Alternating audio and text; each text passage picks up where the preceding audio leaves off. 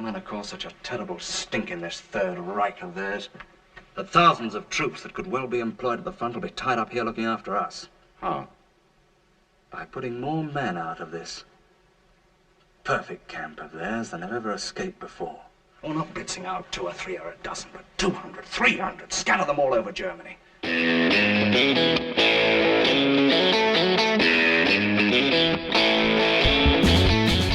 Hello and welcome once again to the Cine-Files, where each week we enter the world of a great film. We explore its themes, the history, the filmmaking, and the influence it has on us today. My name is Steve Morris. I am a filmmaker and directing instructor in Los Angeles, California. Hello, everyone. My name is John Roca. I'm a writer, producer, and host in San Diego, California, and former military man. So very excited to be kind of accidentally and then kind of excitedly walking into the military section of the Cine-Files here, Steve, over these next few weeks. We did Tropic Thunder already as a live show, and now we walk into this prestigious film directed by the great John Sturgess. We're it's funny. A few years ago, we did Patton over the 4th of July, and now we're going to be doing some other military films over the next several weeks. Yeah. And this one, I was already super excited to talk about this film for a whole lot of reasons. And then it's so funny when John and I exchange some texts and I express a different feeling from John. And that honestly, at this point, after 7 years of the Cine-Files, that makes me more excited because I have deep, deep love for this film that goes way, way back. Yeah. And you come to this with, let's say, a different perspective? Yeah, I would say that's fair. I mean, a lot of people, and of course, we're talking about The Great Escape for those of you who didn't read the title before you hit play on this. And this is our first part of this breakdown. But, you know, people ask all the time and it's fun to be part of this business and do the things that we do. But people ask us all the time in multiple shows, like, what is the one film everybody loves? Or what is the film everybody loves that you can't seem to connect with? And this is one of those films. Now, it doesn't mean we're not going to have a fantastic discussion. So strap in. We're definitely going to do that. But for me, for whatever reason, The Great Escape is one of those films that just feels a bit distant or a bit aloof for me to connect to. And, you know, as I was watching it again, because I hadn't watched it in a long time, as I was watching it again for our show, I had the same feelings. I found myself checking my phone. I found myself looking stuff up. But I actually found more stuff of interest and curiosity for me in exploring what actually happened, what the true story of this Great Escape is, that is really interesting and fascinating, and seeing how they transferred it over to the screen. And look, I like John Sturgess as a director. He's done a number of damn good Westerns and films from other genres as well. And so I wanted to be like, well, maybe when I saw it a few years ago, I just wasn't in the right frame of mind. But no, for whatever reason, it's something about this film and the way everything is paced out and the way the cast works. It just doesn't 100% have a powerful effect on me, although it did have some really good scenes that I had forgotten about watching it again this time around. So I am very excited to have this conversation with you, brother. Well, I think if there's anything we've proven over these many years of doing this show, it's that the Cine-Files is not the culture of, dude, you're wrong, you're a terrible person. You get to like what you like and respond how you respond, and that's the conversation. Yeah, I have some secret, deep fantasy that in my somehow telling you of this movie as we go along, that I will infect you in some way with the love that I have, because and let me ask you this. Let me ask you the question first, because I want to, and then I'll talk about mine. But sure. How did you first come to the film? Well, I used to go on these runs when I was a little younger and in LA, living in LA, where I would just go on a TCM. And I would like scan ahead for weeks, because I used to be able to do that on the old DVR had. I could scan ahead for weeks and schedule films to record that I had not seen, classic films that I had not seen. And The Great Escape was one of those that just, for lack of a better term, escaped my viewing for many, many years until sometime around in my early 40s, late 30s. And I watched it on TCM. And I just, it was like, okay, it has all the markings of a film that I should absolutely enjoy, with a great cast, but I just did not 100% feel it for this one. And so, yeah, that was my first experience. I could appreciate what was going on. It was great to see a young Richard Attenborough, which I did not know at the time. He had been an actor. I'd only seen him as a director, and then to see all these and Steve McQueen, who I was always a big fan of, James Garner, who I'm not always the best fan of, but I thought it was great. A young Donald Pleasance. So it had a fantastic cast. And so just looking at it, but it just didn't 100% work for me. And it's always been a thing when people have brought it up in my mind, like, why can't I connect to it? So it was great to watch it again for our conversation.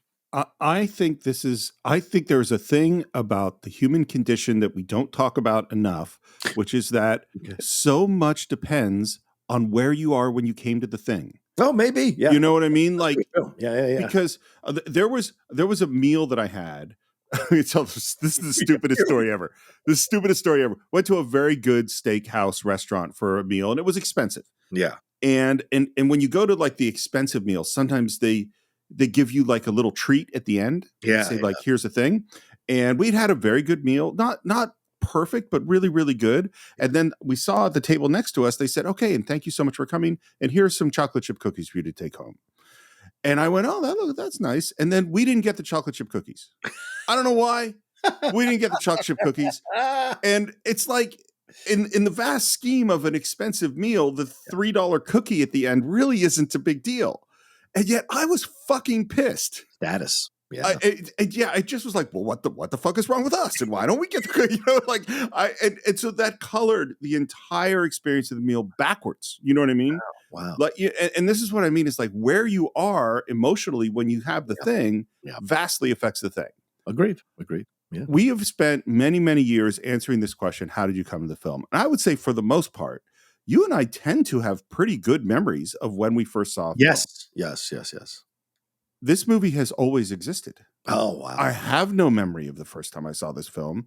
This is one of my dad's favorite films. Gotcha. This is a film that any time it was on, I was like, oh, it's The Great Escape. And I would come in the middle. My dad would see that it was on and say, Steve, The Great Escape. And I'd watch it with my dad. So like, that's why I go like, there's a difference between I love a movie for all of its fine qualities, or I love a movie for this great performance and deep love. Yeah. You know what I mean? Yeah. This movie's part of my family. Right. That's how I feel about this film. I feel that way about Scarface. I'd say something about both of our families. But anyway, yeah, go ahead. Well, a Scarface, a movie I think I've only seen twice. and I haven't seen it in 20 plus years. Wow. Yeah. Ooh, okay. That may be a conversation we have down the road about maybe doing an episode on that or a live show on that. Well, and it might have a very similar thing to this dynamic that we have right now. I'll try to infect you with love for the movie, but yes, here we go. So a bit of pre-production, as you mentioned, this is based on a true story. Yeah. And we're going to talk about, the differences between the reality and what was similar. The book, it's also based on a book by Paul Brickell, who was in the camp, did work on the escape, but did not actually escape. It was a bestseller, came out in the late 40s, early 50s. What I had no idea, they actually did it as a live NBC TV show on the Philco Playhouse in 1951. Yeah, it had gotten some attention because of the ingenious way they were able to build the set of the caves mixed with the prison camp and all of that on stage. And so that was kind of what announced it a little bit, kind of like 12 Angry Men. You do the initial production, and that inspires people creatively to maybe think about doing a film version of this. And so I'm sure that kind of followed the same path here. I can't imagine how difficult it must have been to do anything like this as a live show. I want to talk about John Sturgess. We did Magnificent Seven way back in the early days of the show. Yeah. I think John Sturgess is a really interesting director in that he's sort of like a bridge between the classic guys like Ford and Hawks and Billy Wilder, and then the sort of 60s, 70s guys like Frankenheimer and Peckinpah. Like he's sort of between those guys, and he's really interesting. So he studied engineering, but he just wanted to work in the movies. So he goes to RKO and gets a job as an office boy. And David O. Selznick discovers him and kind of goes, it basically is like this kid has moxie kind of story. Yeah. And he goes, okay, you want to learn about movies, you should work in the editing department. So he becomes an apprentice in the editing department. Do you want to know what editor he was working under? Ooh, I don't know. RKO in the 40s, he's working under Robert Wise. Wow. Right. Who did Citizen Kane, of course. Right. Yeah. Became a director himself. Yes. He's the editor for George Stevens on Gunga Din. Wow. Okay.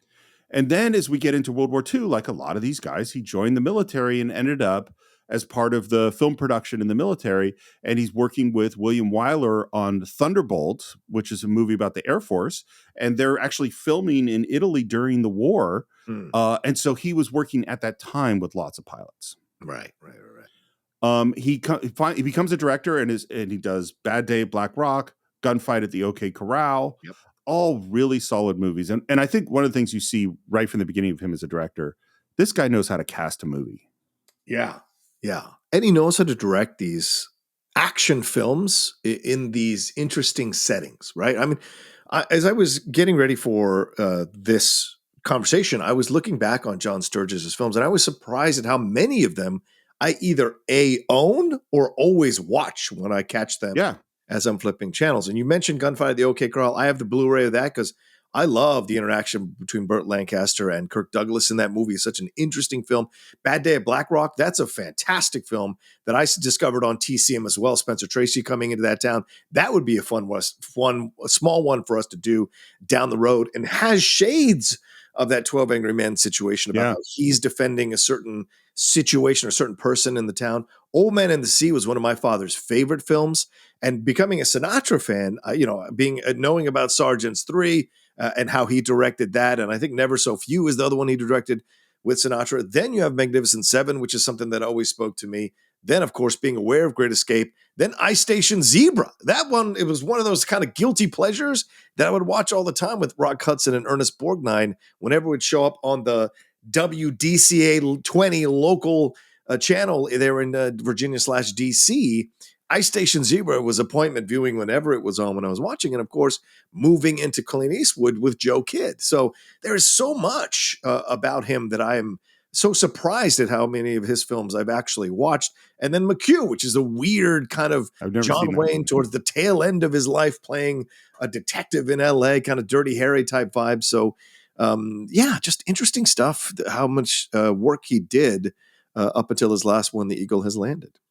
You know what's interesting about all those films as you list them is that there is a thread of, for almost all of them, they are manly, 100%, men's films with a strong sense of adventure and fun, but serious. Do you know what I mean? Yes. It's that mix of serious and fun and adventure that you get with a John Sturgess film.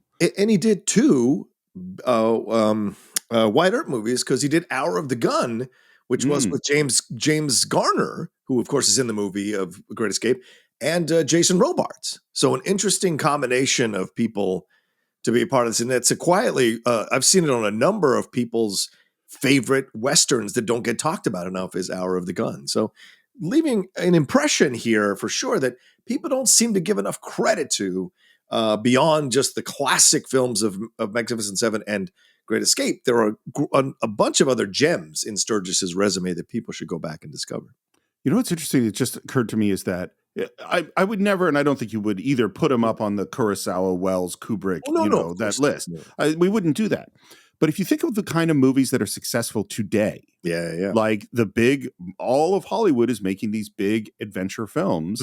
Man, Sturgess today would be a top director for doing Marvel movies or Star Wars movies or. Oh, 100%. And the thing is, for not being a part of Kurosawa, not being on that level of the Billy Wilder or Wilder, what have you, his films stand the test of time. And I think that's the number one thing that it should be respected about John Sturgess. He is certainly in the second tier or third tier or second tier adjacent tier that you have of directors who have done a bunch of films from different genres that really work, but have also stood the test of time, which I think that's a thing that really helps overall in evaluating him as a director. And you could even throw in Le Mans, which is that interesting film that he did with Steve McQueen, who's also in this movie as well. So there's so many different things he tried as a director, and was way more successful than he ever wasn't in all his choices. So yeah, he's someone that we should definitely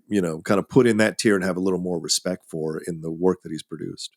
Totally. So he's all this time he's making films, and all this time, pretty much for a decade before Great Escape, he wants to do this movie, Yeah. and no one wants to let him. Then he does Really? Magnificent. No, everyone says no, we don't want to do this. Then he does Magnificent Seven, which is a huge monster hit, and he goes, Yes. "Okay, I got a huge monster hit. I'm going back to the studios and say I want to do this Great Escape." Everyone says no because they go, "This movie is a downer. I don't want to Right. spend a whole time with this group of people and then, spoiler alert, most of them are going to die. This is just a bummer. Yeah. We don't want to do it." Yeah. And so this movie gets financed independently by the Mearsh brothers. So this is an independent film. What a scope for an independent film. What a cast for an independent film, for sure. It is, well, I mean, one interesting thing. So you have Steve McQueen, Yeah. who is the rising star and just about to hit superstar status. Yeah. Everyone else, actually, James Garner's a TV actor. Right. Richard Attenborough, no one in the U.S. knew who that was. Donald Pleasance, no one who knew who that was. Colburn's a TV actor who's coming up. Like but the casting is phenomenal, top to bottom. Yeah. They bring in the first writer who comes in is Walter Newman, who wrote Great Escape, also wrote Blood Brothers and Cat Ballou. And then there's, I think, 6 different writers come in. Walter Newman ends up he takes his name off of it because he goes, look, when he sees the final script, there's not enough of me in here. Wow. So he didn't even go to the WGA. That's he just fair. goes, I don't want to be on it. And we'll talk about some of the other writers that come on. Yeah. The script was never actually finished.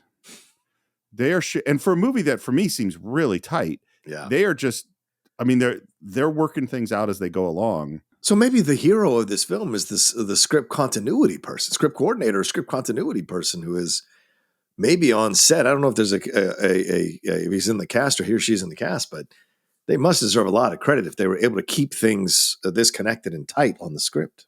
I think it's that, and it's also, and of course, it's Sturgess, and it's the editor. The Yes, editor. the editor. Good point. Yes. Huge. Yeah. And I got another story about that too. One other thing that just came up because I heard it multiple times. Everyone says that Sturgess was just a straight up, honest, honorable person. Oh, wow. Tough, but Yeah. like really trying to do the right thing, really honest with everybody, that he was the kind of person, and from the way this movie was made, people worked their asses off on this film. Yeah. And they didn't, and it wasn't like Ridley Scott or James Cameron screaming at you, and so you worked your ass off. It was like everybody, because they really, really cared. Yeah. And part of the reason they really, really cared is that this is a true story. Mhm. And here's how I'll say it, and we'll go through some of it. Basically, almost everything that happens in the movie happened. Right. But it didn't happen with the people necessarily that it happened. And a lot of these characters are combined or recreated. And the biggest change, and this is really important, is the inclusion of the Americans. Yeah. So there were Americans in this prisoner camp that worked, Sure. and they did help in the tunnel. Yeah. None of those Americans were in the escape because they were all shipped out months before any of this happened. Yeah. 7 months before any of this happened.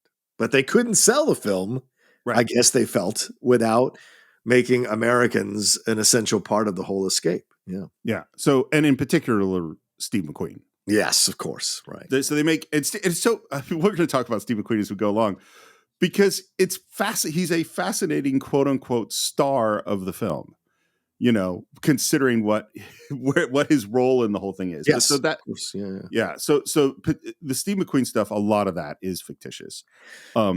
Yeah. You know what's funny? I find him to be the least interesting of the characters in the film, yet Leonard Maltin said he was the reason to see this movie. So, I don't want to counter someone I respect with such esteem and who I personally know, but I just don't. Yeah, he's not the reason I watch this movie if I watch this movie at all. So we will talk about him. I love Steve McQueen in this movie. He's also, it's almost like he's in a different movie. That's what I'm talking about. And that's what it feels like when you watch the movie. It's like, okay. Yeah. We'll talk about it when we get to him because he's a fascinating, strange man to me. Sure.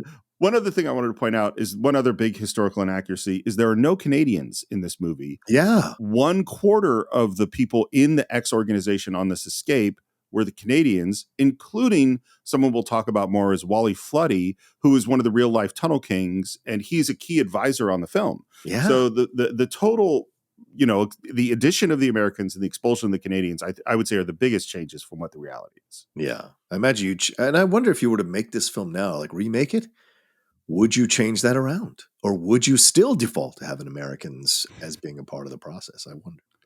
The whole idea that Americans will only watch something that has Americans in it is just it doesn't to me say something bad about the film industry. It says something bad about Americans. Yeah.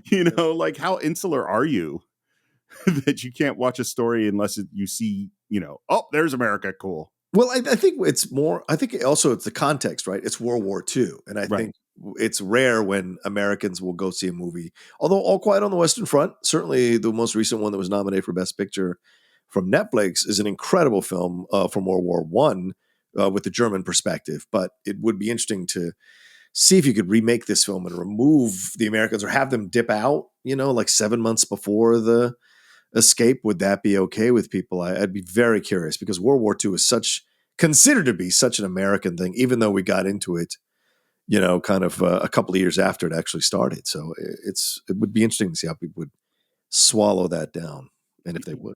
Here's how I'd put it. I think the narrative, particularly the post-World War II narrative, is sort of, okay, you're British and you French and the Russians and all you people, you were working really hard. No disrespect. No disrespect. No. But it was the Americans coming in that won the war. Yeah.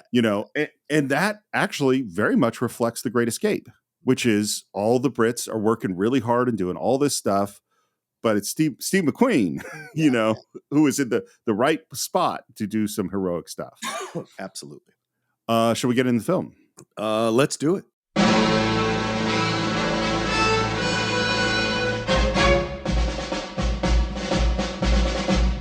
So the opening sequence, I love, and it's just everybody arriving at the camp, and we have the Elmer Bernstein music, and man, I think this is one of the great scores. I think it's so good and memorable, and I'll have a lot to say on it as we go on. Yeah, it was what Elmer Bernstein describes, by the way, and of course he did the music for Magnificent Seven, and he says he got called into Sturgess's office when he was to pitch him the story. He said, I want you to work on this film. I'm going to tell you what the story is. Elmer Bernstein says that no movie ever made could live up to listen to John Sturgess tell this story. Oh, wow. Really? Interesting. Okay.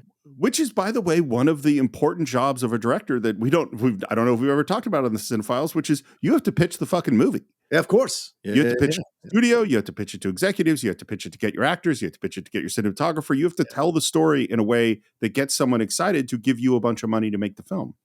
Yeah. And then we see on screen, this is a true story. Although the characters are composites of the real men, the time and place have been compressed. Every detail in the escape is the way it really happened. I wanted to ask you a question. It's in cursive. Why do you think it's in cursive? I don't know, because people used to know how to read cursive. But I've never seen I've never seen openings that have cursive. They're always not in cursive. Whatever that font is that isn't cursive. I can't even remember what it said now that it's been so long. I literally have no thought on why it's in cursive. All right, fair enough. I just thought it was so odd. It is interesting. But by the way, this whole camp was built. They actually tried to do it on the actual site of the original camp. Yeah. But that was behind the Iron Curtain, so that was not going to happen. Right. So then Sturgess goes, you know what? This is going to be a long shoot. Let's just shoot it in LA. I don't want to live in another country for several months. It's going to be too hard. And so they're scouting out locations, in the hills outside Los Angeles to do this thing. And they say, well, we should probably just check out Bavaria. So this guy flies to Germany and he writes, like, I can picture like the telegram, like, yeah.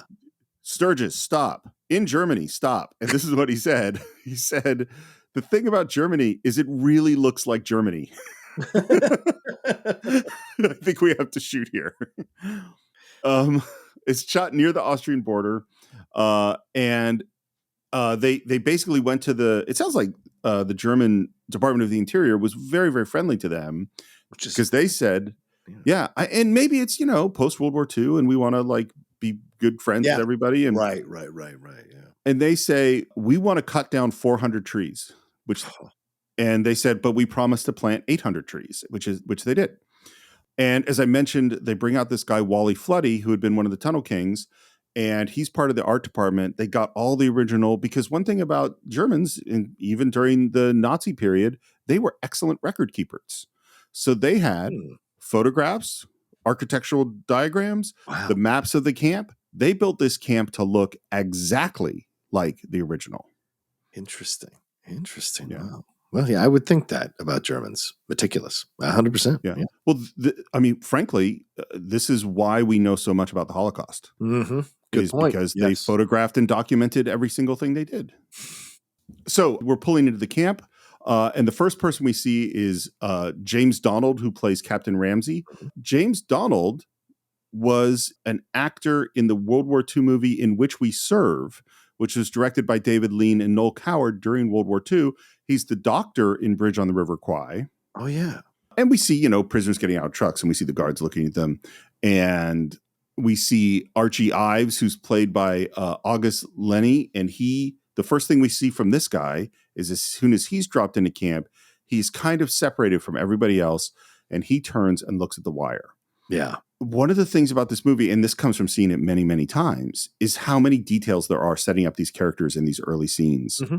And then we see our first shot of Steve McQueen. One thing that was interesting, you would be amazed at how many of the people on this movie were served in the military. Yeah. And many of them in World War II. Yeah. So we meet Steve McQueen. Steve McQueen joined the Marines at 17 with his mom's permission to join early. He was promoted and demoted 7 times due to discipline problems. No surprise. I've been there. Yes. He went AWOL, was caught by the shore patrol with at his girlfriend's place, spent 41 days in the brig, after which he devoted himself to self-improvement. He actually saved the lives of 5 Marines during an Arctic exercise. He pulled them out of a tank before the tank fell through the ice. Wow. Yeah, I never knew anything about that. Little George Bailey action. I appreciate it. Yeah. He was actually assigned to be the honor guard of the presidential yacht of President Truman. Wow. So he really did turn his life around. Yeah. And he says that this was the most formative time in his life. And he says, the Marines made a man out of me. Okay. Respect that. His first moment is that we see him testing the wire and picking up some dirt. Yeah. And the thing about McQueen, for me, he might be the actor that makes the most of the least and always finds ways to be interesting, even when not a lot is going on, Yeah, it's the rarity. There are certain actors that just have this innate ability to seem interesting on screen by playing within the notes, right? Or in between the notes. Exactly. And there's a rare actors, and McQueen is certainly one of them. I would throw James Dean in there. Oh, I would throw a few of those actors who, if they were doing, you could even throw Shatner at times in certain performances. There are certain actors that push that it would be cheesy if anybody else did it, but for whatever reason, there's a way that they do it that works for a majority of the people watching. And McQueen was always that, for better or worse, if you ask Yul Brynner, for better or worse, What's so funny, I think James Dean's a really interesting comparison because James Dean comes up, a little bit earlier. Yes. But what's interesting with James Dean is no way he wasn't influenced by James. There's no way McQueen wasn't influenced. 100%. What's interesting to me about James Dean is my feeling watching James Dean is there's always more emotion bubbling and boiling inside. Mm-hmm. That's not what I see with McQueen. With McQueen, it's just odd and peculiar. The way that he does things that I go, well, that was interesting. I think there's an arrogance of intelligence, and it's not even overt. Like, it's not even overt in the sense of like has to be cocky about it.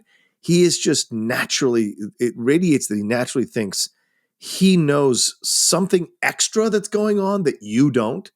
And so he feels he can act the way he does because he has that knowledge. And you saw that even in Magnificent Seven in certain scenes. So that's an innate thing with him, which I imagine why he was busted down a number of times in the military. Yeah, you nailed it. You totally put your finger on it. Yeah. The next of our characters we meet is James Garner, and he served in Korea where he was twice wounded, 2 Purple Hearts. The second one, by the way, for friendly fire because he was shot in the ass. Hey, man, and apparently his experience in Korea was he was the unit scrounger. Oh, yeah. Okay, interesting. So Yeah. kind of connected here. Okay. We see Nigel Stock, who plays Lieutenant Cavendish. He served in the Irish Rifles during World War II and served in Burma and achieved the rank of major. Yeah. I mean, that's like already we have a lot of people with serious military service. And we have this moment that's a setup for later where apparently he takes the top bunk and does a little tally ho as he jumps up to his top bunk. Hey! Yeah, Nigel Stock is interesting because he became known for playing Watson in a number of BBC Oh, Sherlock of course Holmes he things. was. And then in Young Sherlock Holmes, which was that Steven Spielberg Yeah. Barry one from the Levinson. from Barry Levinson from the 1980s, he played the advisor to Sherlock Holmes in the movie. So it was a nice kind of full circle thing for him to appear in that film. One of his last films that he appeared in. Right. Next, we met Ashley Pitt, who's played by David McCullum, who's later the man in Men from U.N.C.L.E. Yes, right. Also served in the military for the Royal West African Frontier Force in 1954. He ended up a lieutenant. And then he studied in the Royal Academy of Dramatic Art with Joan Collins. All right. And the first thing we see him doing is check under the barracks. So each one of these introductions, we're seeing little details about the people, and we're seeing like all of these people are looking to escape. Yes. Next, James Colburn also served in the military. He served in the 1950s in Germany during the Cold War. And then we see Charles Bronson. Yeah. What do you think of his performance in this film?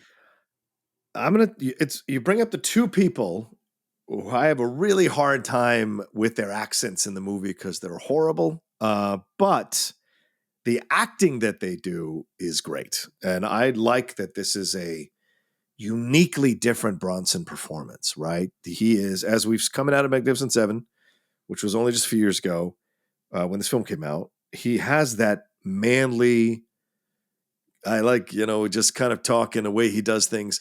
But as we see what happens to him as the film goes along, I think this is some of the best acting of Charles Bronson's career. When you I think it watch, is too. right? When you watch the emotional arc he goes on in this is really cool. I mean, Colburn is just a cool dude. So Colburn stuff 100% works. It's just that accent that is all over the damn second half of the world, for God's sakes. It's mind-blowing to me. I didn't know this about him. So he was born in Pennsylvania. His parents were Lithuanian immigrants. There was no English in the home, only Lithuanian. He only spoke Lithuanian. By the time he got, and his father died when he was very young, and he ended up going to work in the mines when he was 10 years old. Yeah. In Pennsylvania. And he joined the army in 1943, and he still had an accent so strong that people thought he was foreign. I think he's doing his original accent. I think he's doing his Lithuanian accent that he grew up with. So he's doing the Lithuanian accent. Okay, I could see how that could come off as. I still don't 100% believe him that accent, but I could see that he is connecting that accent and maybe doing something that might sound Polish. But I'm not a Polish person, so I would be very curious to hear if a Polish person thinks that accent that he's doing is comparable to what you'd normally hear. So yeah. In the Army, he served as a gunner on a B-29 bomber stationed out of Guam. He flew 25 missions and also received a Purple Heart. Wow. And he represents a character that was a Polish pilot who, after Warsaw fell, snuck out of Poland, made it to England, and to join the RAF to fight for his country. Crazy. And he's talking to this guy, Willie, who's played by John Layton, and they're talking about how far it is to dig to get to the trees. Yeah. We head in to meet the commandant of the camp, Colonel von Luger, who's played by Hans Mesmer. So let's talk about Hans Mesmer for a little bit. You mentioned earlier about how Sturgess kind of fell into directing, even though he'd gone to school for engineering. Hans Mesmer is a very interesting cat. Kind of the same thing. He had a number of jobs and then fell into acting right after the war ended in 1946. And he had no training, no natural talent to do it, but he managed to get cast in a bunch of productions right when art was starting to come back into Germany after the Nazis. And so he was cast in a bunch of productions all over the place, got into a film called Roseburn in 1956, which really got his name going. Then The Devil Strikes at Night, and then started doing a bunch of things, caught the attention of Roberto Rossellini for a production of one of his films that ended up winning the Golden Lion at the Venice Film Festival. Then a few years later, he lands this role, and it kind of solidifies him and then he does a number of film and TV roles up until his passing in 1991 at 67 years old. So not that old when he passed away. But yeah, he died of a heart attack that year. So interesting to have found his way into acting. And I find him to be one of the really interesting characters in the movie, especially with how his arc turns out. And he's very natural. And it's ironic considering he had no training at all and was able to become as successful as he was. So I found that to be fascinating. I was looking at his biography, and he also served on the Eastern Front in World War II for the Germans and was captured by Soviet soldiers and managed to escape it and make it back to Germany on foot, by the way. That is so. First of all, that is amazing. Yeah. And second of all, I think his performance is fantastic. Yeah. Because what's interesting, and this clearly is what Sturgess wants to do, is he's never the bad guy. Yeah. He is an honorable person who is a soldier who is put in charge of this thing, He's got a job to do. Look, Yep. Of course you want to hate him. He's a Nazi. And look, he was actually a Nazi, by the way. He served the German in the war, so technically considered a Nazi. But he is trying to do a job.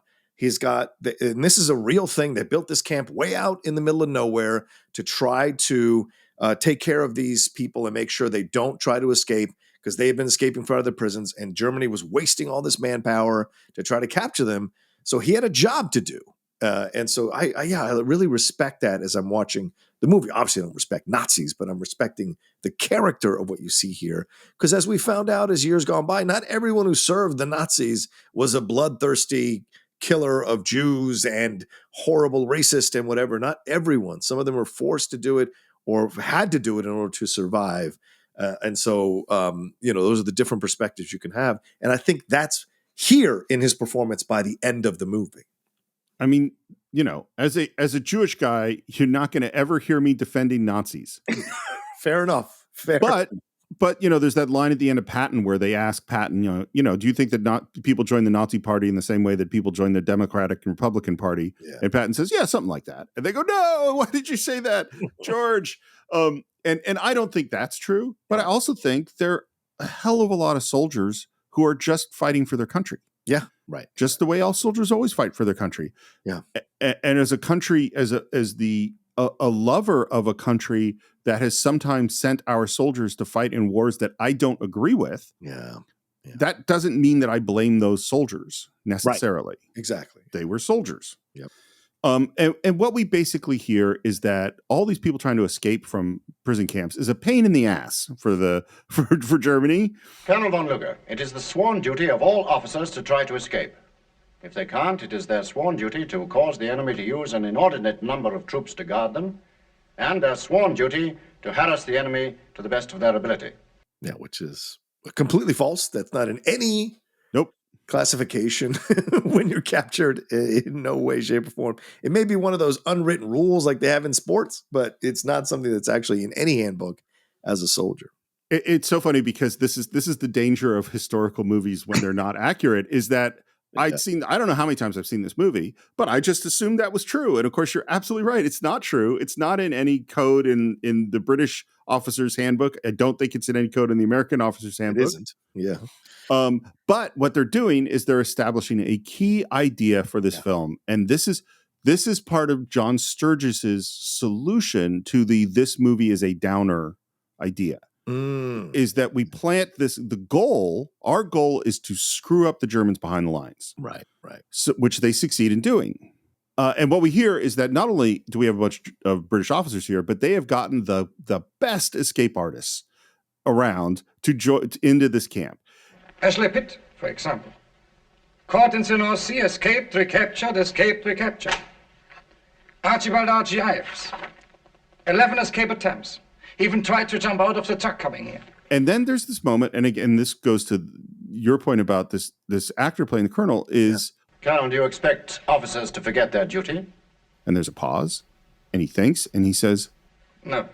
He's a reasonable person. Yes. And he treats him with respect. Yep. And always salutes him. Always, there isn't a kind of dismissiveness in his tone, at least to the officers. So you see that coming through in these interactions here right off the bat. So as you said, just as we're getting introductions to these separate characters and what their role is going to be in the movie, we're also getting an introduction to this commandant and what his role is going to be in the movie overall. Give up your hopeless attempts to escape. And with intelligent cooperation, we may all sit out the war as comfortably as possible. And I love the offering of the cigarette at the end. Yeah. And the hesitation of, should I take it? And he does take it. Yeah. By the way, just for a sense of scale, I said this was all designed to the specs of the camp. Mm-hmm. This is much smaller than the camp. The actual camp had 10,000 prisoners in it. Oh, Jesus. We see James Garner kind of looking at a truck, and up comes one of the guards, who is Werner, played by Robert Graff, who's great in this film. What do you do here by the truck? I'm stealing tools. For stealing tools? Cooler. I was only kidding. I wasn't stealing tools. Oh, you're American. Yes, and you're a German. Of course. I love the way James Garner plays everything in this movie. Yeah. It's so calm. It is so like lowered energy. Like it's he just seems completely unflappable by all things. Yeah, because he's American. He's representing the Americans, so he has to represent that kind of the other side of Steve McQueen. This guy who's a little more relaxed and swaggering, as opposed to Steve, who's a little more intelligent or what have you. Hiltz, which is Steve McQueen, is off looking at the wire, and up comes the third American, which is Judd Taylor, who plays Goff. Yeah. By the way, they told Judd Taylor, "We want to cast you. We can't afford to fly you to Europe." He said, "Well, what happens if I just happen to be in Germany at the time that you're shooting?" And they go, "Well, then I don't think it would be a problem." And so he flies himself to Europe. Wow. My feeling about that is great and that is shitty. That's my feeling. Well, yeah. I mean, yeah, I guess you're right, dude. I mean, that's a cheap ass way for the film, company to save a bunch of money. And it's great that Judd Taylor flew himself to Germany to act in this movie. And we should say, before we move off Judd Taylor, he directed 5 episodes of Star Trek in the 60s. So the original series. I should have known that, and I didn't. I knew now I actually even know, I think, what a couple of them are, but I had totally forgotten it's the same guy. Yeah. He also directed the sequel to The Great Escape, The Great Escape 2. What? There's a sequel to The Great Escape? There is. Get the fuck out of here. What? It stars Christopher Reeve. Oh, boy. And it's about hunting down the people that killed the escapees. Which they did do. Yes, which they did do, which I guess we'll talk about later, but yeah. And this whole time, Steve McQueen keeps looking at the towers, looks at the other tower, looks down at the wire, and you could see the idea start to happen. Danny, which is Charles Bronson, and his friend Willie, are watching these Russian workers being taken out of camp. And he whispers to Willie, grab some cigarettes, and then they go up to James Colburn. Danny and I have a blitz in mind. Could you put on some sort of brief show for the goons? Sure, man. What'll it be? An all-out gown? Mad prisoner? Choir practice. Oh, knuckles. What I like about this is immediately they're all, absolutely. We know exactly what you want to do. We have a whole bunch of different things on the menu. They say choir practice, and they go, no, knuckles. And they immediately stage a fight to create a diversion. Mm-hmm. And now we're going to have, everybody is going to make their little escape. Danny slips in among the workers, offers cigarettes for a coat, and says "Tovarich," which is the first time I heard that word. Yeah. We have Steve McQueen, and he pulls out his baseball mitt and gloves. So now we can be sure that he's American. See the way the goons got those towers placed? Yeah. A blind spot right in the middle. One thing I have to say is, looking at the way it's filmed, I can't see how there's possibly a blind spot right there. He's standing between 2 towers. Everything is entirely wide open. What would make there be a blind spot? You're crazy. You think so? Well, let's find out right now. And he rolls the ball to the fence. And I love that Goff goes, I'm going to step away from all this. Yeah, if you're going to get shot, I don't want to get shot standing next to you. Yeah. So, by the way, while no Americans escape with them, there was one particular American that they say they based Hiltz on. Now, this seems to me like just some revisionist history, like we needed to make up a story. Maybe. But this guy that was in the prison camp is pretty cool. His name is Davy Jones, or David Jones. Davy Jones was part of the Doolittle raid after Pearl Harbor, which was what Alec Baldwin went off on in the Pearl Harbor movie to bomb Japan. Oh, yeah. So he's part of that, escapes from that, flew over Europe, was shot down and captured and brought to Stalag Luft 3. Later, he became a NATO commander. Then he was in charge of the test pilot program for bombers during the late 40s and 50s. Wow. And then he worked on the Apollo program at NASA. That's interesting. So the guy was an impressive guy. Oh, shit. Wow. I don't know that if he like dug through little tunnels or played baseball in a cooler. I don't know that or rode motorcycles. Like, I don't know if he did any of those things, but he does seem like a very interesting guy. Yeah. Then Coburn sneaks in with the Russians, which looks just so super obvious. Yeah. Willie jumps into the truck under some branches. Coburn is talking to Danny about trying to get some Russian words, and we have a little bit where he gives him a phrase which ends up being "I love you." Love you? What bloody good is that? I don't know. I wasn't going to use it myself. Yeah, I totally agree about Coburn. Not only do I agree about Coburn's accent, yeah, I don't understand why he's Australian. Yeah, it's weird. I guess there were Australian people who were part of the escape, I guess. But yeah, it's a little weird. I'm certain there were. Yeah. I'm definitely certain there were. But it's like, why didn't you just make it for Americans? Right. You know, why just have them be American, you know? Yeah. And now, as soon as we're moving out, like 2 more guys jump off a roof onto a truck. More people are trying to escape. We're marching out with the Russians. And then, of course, before we get to the gate, everybody gets caught. Guy grabs a pitchfork, and we hear, this is called Mickey Mousing, where the music sting happens right on the movement as he's using the pitchfork on the branches. And Archie Ives gets out. I love Ives. Yeah. He's a fantastic character. And he says, the photograph doesn't do justice. I'd like to see one of you under similar circumstances. And then before he can stab other people with the pitchfork, we get a whistle, and they all get out. And then as this is going on, Steve McQueen walks right out to the fence, turns around, and stands there. Yeah. And it seems as if the towers don't see him. Right. Yeah. Unfortunately, one of the other guards does and open fire. Big season, that's Joe. We have this musical build that's happening, and right when the guard opens fire, the music cuts out.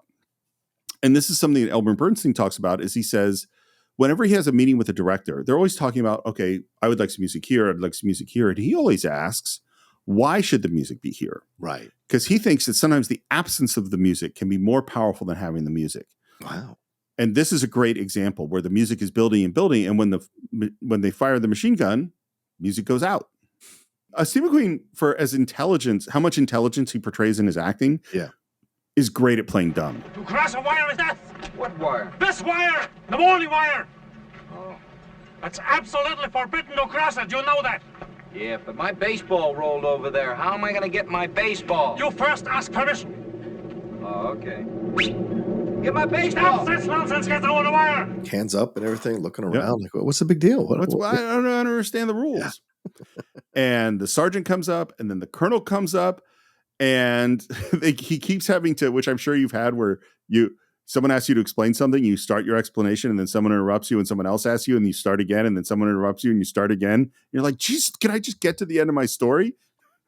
Yeah, finally, McQueen in frustration goes, I was trying to cut my way through your wire because I want to get out. Yeah, because he's like, you know what? Let me just tell you what really happened and see what you say. You are the first American officer I've met. Hills, isn't it? Captain Hills, actually. Immediately, the poking back at authority is key because this is the American.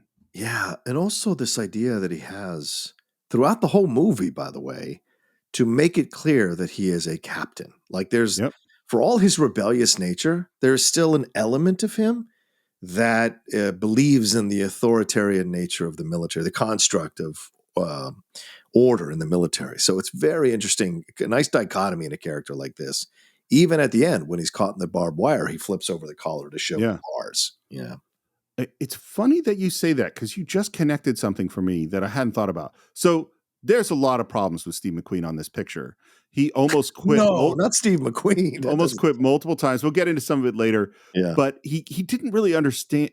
He kept not understanding, like, what am I doing here? Like, what's my role? And one of the things he said that I was going to bring up later was that he basically wanted to be the hero of the movie without ever doing anything heroic.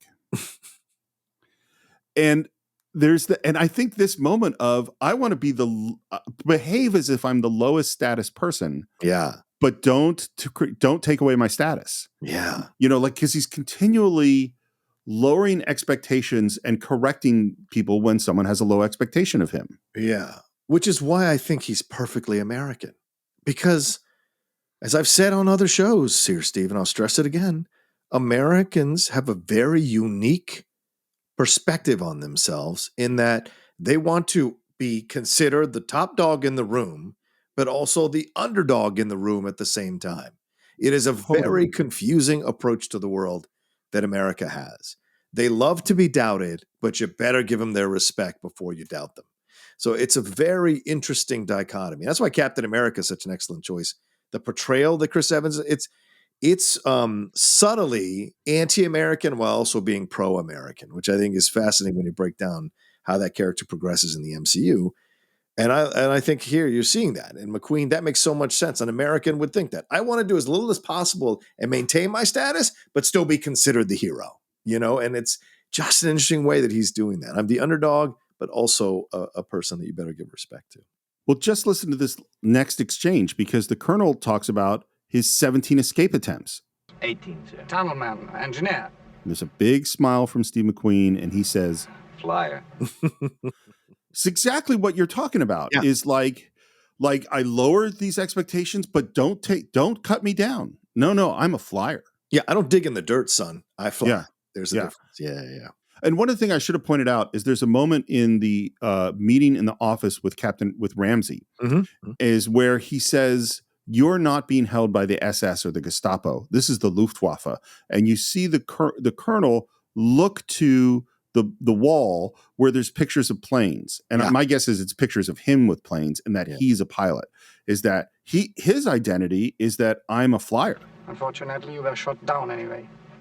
So we are both grounded for the duration of the war. Well, you speak for yourself, Colonel. You have other plans? I haven't seen Berlin yet, from the ground or from the air, and I plan on doing both before the war is over. Which is a great little seed to plant that'll bear fruit way, way, way later in the film. And how do you feel about this next line? Are all American officers so ill-mannered? About 99%. Yeah, see what I mean? That's what I mean. Americans want to be the rebel, but also the establishment at the same time. So it just makes utter perfect sense that this is a portrayal that is very, very American in this movie, and that a German would question that, because a German would cut through that bullshit and be like, what the fuck? Yeah. Well, and that leads to 10 days isolation, Hiltz. Captain Hiltz. 20 days. This to me is totally Bender in The Breakfast Club. Yeah. Getting more days of detention. And then, of course, Ives also gets 20 days in the cooler for mouthing off. And he walks off with them, and the drums hit, and this very specific musical theme starts to play. And both of them have some swagger as they're heading into the cooler.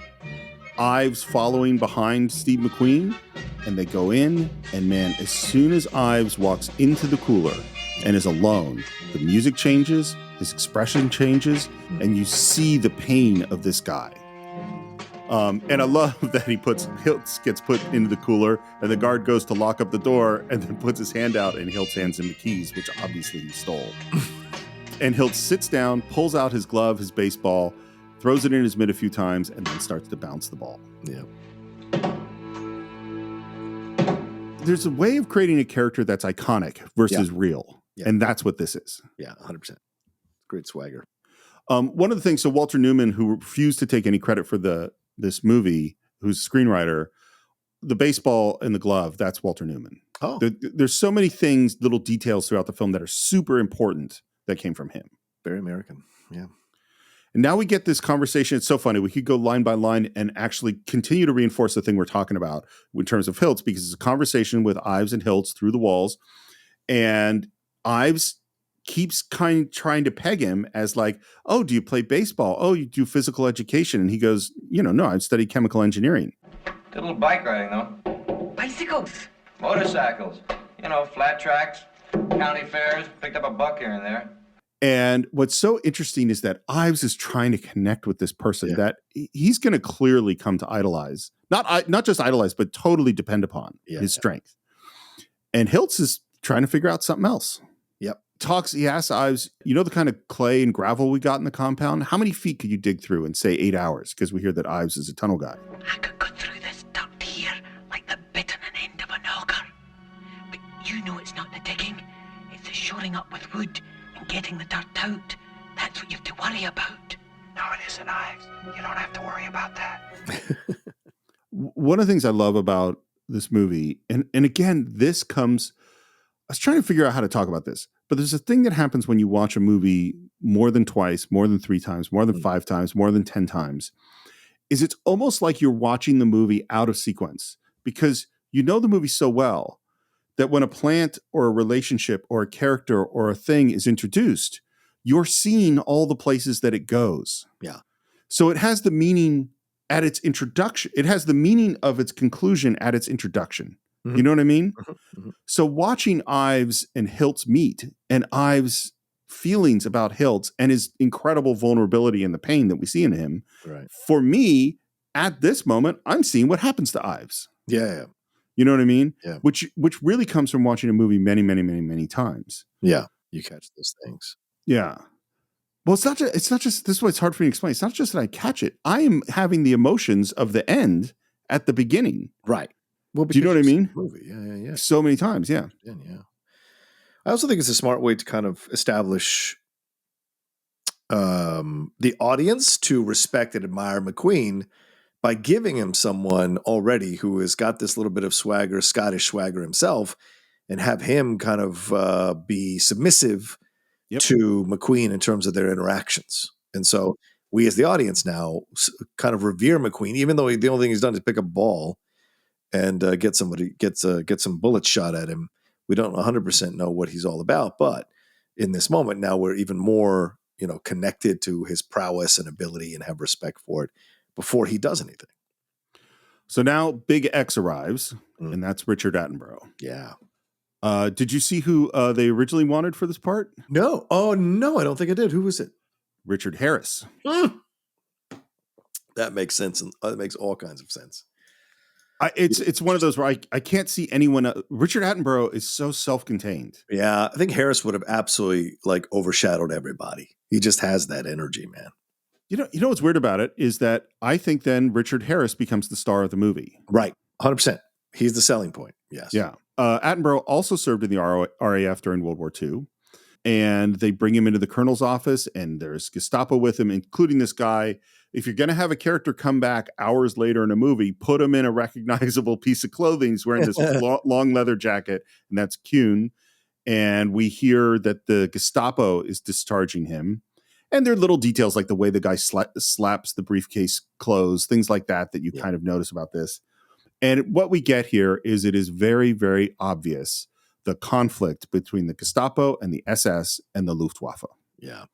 And the Luftwaffe, the sense is from our colonel is that they are the honorable branch of soldiers in the old school sense. Yeah. And the Gestapo and SS are evil Nazis. And you even get it in the moment as they're leaving where there's a Heil Hitler and our colonel is very slow to respond.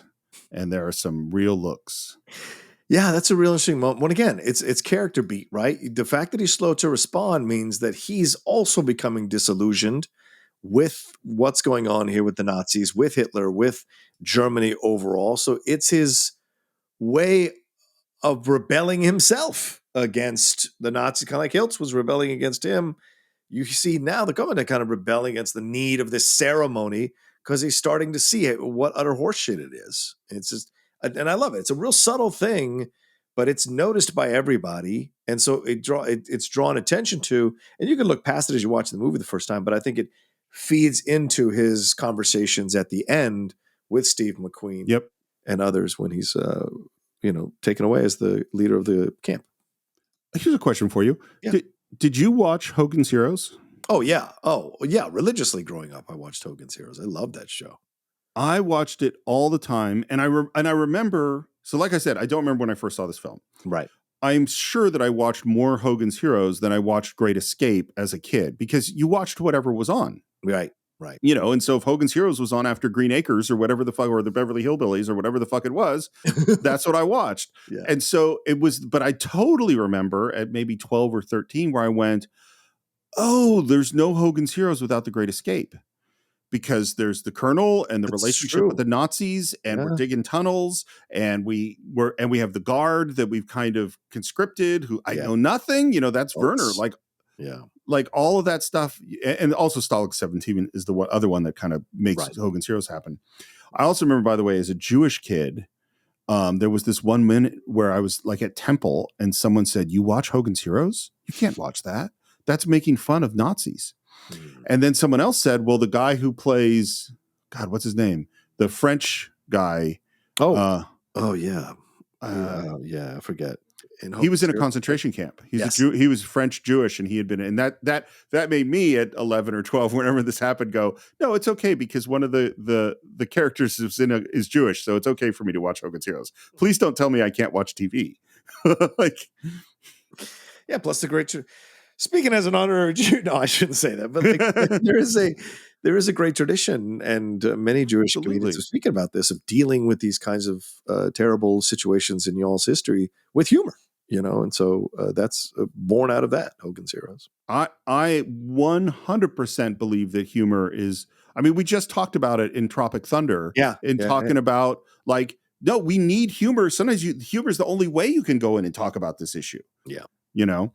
By the way, Roger Bartlett is based on Roger Bushell, who was the real Big X. He's born in 1910 in South Africa. He was a prosecuting attorney working in London. And in 1939, he just volunteered for the Air Force Reserves, or the Royal Air Force. And he basically, it sounds like he paid his own way. So he paid to learn how to fly in a plane. He spent all his time training on his own. He became a squadron leader in the Battle of Britain. He's in a dogfight at one point with 5 planes, and he shot down 2 before he was shot down. On his first escape attempt, he got a few yards from the Swiss border before he was captured. On his second escape attempt, he was hiding with a family. Yeah. They caught him, and the couple that was hiding him were executed, and their son was sent off to a concentration camp. Jesus. And he was tortured by the Gestapo. Goodness gracious, man. So now he meets with Captain Ramsey. I think you and I are both lovers of British underplaying of things. Yeah. Because they just sort of, we know that he's probably been tortured. And it's sort of hinted at in the scene, but they don't actually say it. Did the Gestapo give you a rough time? Not nearly as rough as I now intend to give them. Roger, personal revenge must be kept out of what we have to do here. And I think Roger's reply is really interesting. He says, what my personal feelings are is of no importance. You appointed me Big X. And it's my duty to harass, confound, and confuse the enemy to the best of my ability. That's true. I'm going to cause such a terrible stink in this Third Reich of theirs that thousands of troops that could well be employed at the front will be tied up here looking after us. 2 different approaches, right? James is more caught up in the, it's almost like a little bit of Bridge on the River Kwai, right? Because, I mean, you've got Alec Guinness on one side, so, well, there's respect and civility. We have to adhere to these things, which is what James Donald is doing as Ramsey. But on the other side, you've got the rest of Guinness's soldiers who know that this is wrong and they have to destroy this thing. And Bartlett is the same way as the soldiers there. It is remarkable how different Kwai and Great Escape are. Yeah. And what we hear is his plan is not to break out 2 or 3 guys, but 200 or 300 people. That's the plan. It's audacious. Have you thought of what it might cost? I've thought of the humiliation if we just tamely submit, knuckle under and crawl. How much of Roger's motivation is in fact revenge, and how much of it is this honorable, warrior thing to mess up the Germans? Well, I think you have to look at it in a certain way because, I mean, you look at the construct here and you have to remember these are the Nazis and we're deep into the war now. And certainly on the British side, who've been in the war longer than the Americans, they've seen the atrocities. They've experienced the bombings of their own country, right? I mean, look how crazy we were after Pearl Harbor. Imagine if we had been subjected to the treatment as a country, the Americans, that the British had been subjected to, with all those constant bombings there and the night raids and everything like that was going on. We'd have lost our goddamn minds. So I can only imagine what someone like Richard Attenborough, who seems to convey, he's not conveying like what Donald conveys, or what Ramsey is, which is seems like the upper tier, the upper crust in the approach to things. Civility must always be. He's conveying somebody who's maybe a little bit lower, who got to a high ranking, but he's a fighter, he's a scrapper. He's from a lower class, so to speak, in terms economically. So his approach is more of tapping into the anger of what these Nazis have done, not giving them any quarter and trying to absolutely fuck up their lives. If it happens to cross into his own personal animus, that would be very difficult, I think, for him to separate both those things. But he is calm in certain moments when he needs to be, and he's strong and forceful in certain moments when he needs to be. And I appreciate that about him as the character goes on in the movie. He's not crazy. He's not crazy caught up in trying to get revenge, but he understands how to get the revenge to satisfy himself and everyone else. First of all, one thing I think is that Big X, without question in my mind, is a great leader. Mm-hmm. This, I mean, because what they do here in this movie, and we'll obviously get into it, is so astounding. Yeah. And this stuff is really real. The other thing I would say, I probably see in terms of class, and I would love, this is where I wish we could say, hey, Richard Attenborough, what were you thinking? Or what do you think your background was? My impression is that he was actually fairly close to Ramsey's class, but then he was captured and tortured by the Nazis. Oh, so you think it kind of changed him? I think I think he is upper class-ish, maybe not quite at the same level, but much more, because he says, look, sir, you talk about the High Command and the Luftwaffe, and then you talk about the SS and the Gestapo. To me, they're the same. We're fighting the bloody lot. There's only one way to put it, sir. They are the common enemies of everyone who believes in freedom. The High Command didn't approve of Hitler, then why didn't they throw him out? I love, always good to end your scene on a button. He says, when are you calling meeting X? He says, tonight. So we're in the meeting and we hear what the plan is. And I love the reaction to what the plan is. Yeah. They're going to, on the surface, they're going to do all the activities the goons, that's what they call the Germans, want, and they'll put them to sleep. And he says, meanwhile, we dig. The first tunnel goes out from 105, directly east under the Vorlager, the Cooler, and the Wire. But that's over 300 feet, Roger. Did you make a survey, Dennis? Only a temporary one, sir. I make it just over 335 feet. I believe there is an argument that Cavendish is the guy who fucks up everything. You might be right, man. You might. And then I love the moment as they're talking about this tunnel and that we're going to go 30 feet straight down first so that there can be no detection. And then we're going to head out. And then someone goes, excuse me, did you say first tunnel? There'll be 3. We'll call them Tom, Dick, and Harry. Tom, as I said, goes out directly east from 104. Dick goes north from the kitchen. And Harry goes out parallel to Tom from 105. And if the goons find one, then we'll just switch to another one. Yeah. But there'll be no half measures this time, gentlemen. There'll be identification papers and documents for everyone. I love the reactions that go around the room because they're like 250. Mostly civilian clothes. Yes, but Okay, Roger. Yeah, well, because if you're going to propose something this audacious, people are going to have a hard time consuming it. But if you present it in a way that's so confident, they'll go along with it. They'll be caught up in it because it's not their responsibility, but they'll help. And if you believe in it, then okay, I guess it must be capable of being done. So I'll go along with it. the level of insanity of what they're attempting to do seems so high, which makes you go, the level of power that Roger Bushell had to motivate this is pretty impressive. Yeah, the other side is if they're going to do something audacious like this prison camp, then to destroy the narrative which they were using this prison camp to push, which is you won't be able to escape, the unsinkable ship, then you've got to do something that counters that narrative as the counter to the Nazis that you are in the world in order to undercut the narrative. And so something audacious like this, which they did pull off momentarily, at least for a few days, destroys that narrative and destroys the illusion of German strength and Nazi strength as well. There's a very tentative knock on the door, and in comes Colin Blythe, which is Donald Pleasance. Oh, so good. This movie made his career. He was totally unknown in the United States and mostly a theater actor. By the way, Donald Pleasance was a conscientious objector in 1939, but after the first attacks on London in the Blitz, he joined the Air Force, Donald Pleasance flew almost 60 raids against the Germans as a wireless operator in bombers. He was shot down in 1944 and held in Stalag Luft 1 till the end of the war. Wow. So he actually was a prisoner of war. That's crazy how many people. We haven't even gotten to one of them that we're going to get to in a little bit, but like that's crazy how many people in this film were connected to World War II or were in prison camps in World War II. Crazy. He said that basically the set was a perfect replica of the camp that he had been in. And he also said that the main feeling of being a prisoner of war was boredom. Oh, I guess you got to fill the time, right? Sorry, I'm late, Roger. All right, Colin, sit down. We're going to tunnel. And every time that Colin says, "Splendid," I love his character so much. He's so great. And we give out the jobs, which is Willie and Danny are the Tunnel King, Sedgwick's in manufacturing, this guy's the tailor, this guy's doing diversions, this guy's in charge of intelligence. He says, Colin, you'll take your usual job because we want to hold that back for a little bit while. I want a system of stooges covering this compound from front to back, choking every goon in and out. I want a signal system so perfect that if ever a ferret gets within 50 feet of any of the huts in which we're working, we can shut down without a sign. And then he just says, that's it for now. We'll figure out the details later. And that's the end of our meeting.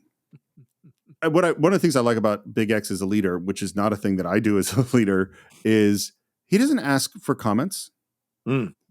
You know, he's like, this is what we're going to do. This is the plan. Yeah. And I will go talk to each of you individually, which, by the way, you've been in meetings where the meeting went on fucking forever because everybody felt they had to say their thing. Yes. And Roger going, that's it for now. I'll meet each of you on the exercise loop. He has totally made that go away. This is not a discussion. Yeah. I'll talk to each department head, you know. Well, I think this works for the military. You want to have somebody who is very confident in what they're doing, who seems knowledgeable and radiates that to everybody on an instinctual level and then understands the economy of time. And so I'm going to make the effort to talk to each of you individually. I'm not going to bore you all listening to other people's jobs that aren't connected to what you need to do. It's also a way of creating plausible deniability. I didn't know he was totally doing that. You know, I didn't know they were doing that. And so it's a smart move militarily as well. It also means there's so much pressure on this leader because he's got to coordinate. Yep, 100%. Since all these departments, I'll call them departments like in a film production, but they're not talking to each other. So he has to make sure all of this makes sense and fits together. Yeah. Henley, which is James Garner, walks into this room. This scene was among the first things shot because when they showed up in Germany, it was snowing and then pouring rain. So they had to go to their cover sets, which are in Munich. And he walks in, he sees this cup, a handmade tea strainer. In comes Colin, there's introductions. And it's funny. So each time I've started this movie, I've gone, well, which one of these characters are my favorite? And then each time I get to this scene and go, oh, it's Henley and Blythe. Henley and Blythe is my favorite part of this movie. Oh, their relationship. I just love it so much. And they kind of talk about bird watching, and you can see all of the particularness of the kind of intellectual gentleman that Colin Blythe, Donald Pleasance's character, is. Yeah. And you could see Henley's fascination with this person. Yeah. And there's no expressing of their relationship. You know what I mean? Tea? I only drank tea once in the hospital. Where's your kit?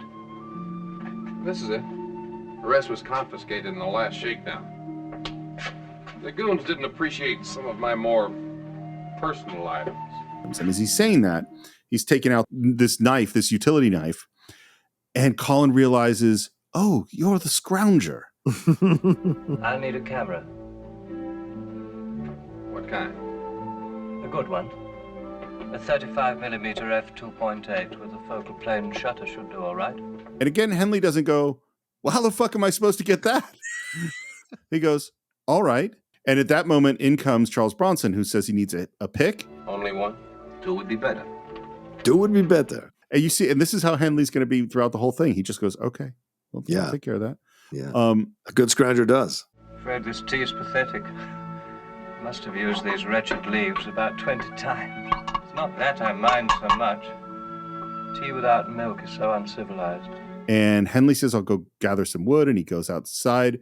And while this is happening, we get a little bit more detail, which is that German guards are saying, close up, which means you have to close your windows because they're going to close the wooden doors on the outside of the windows, so they're totally locked in. And the moment that the final one slams, the music is super ominous. Yeah.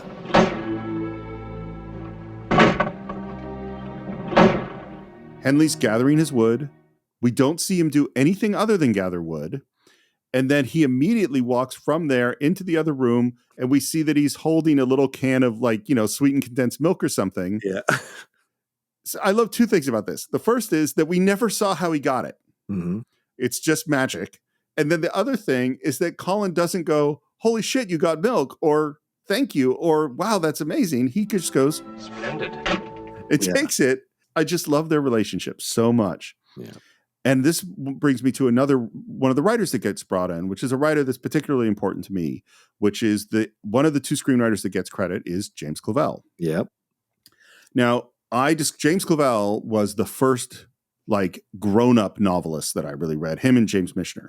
Mm-hmm. And while I have kind of more complicated feelings about those books, Shogun and Taipan, Noble House, than I did when I was a kid, because there's issues about them. I still do love them.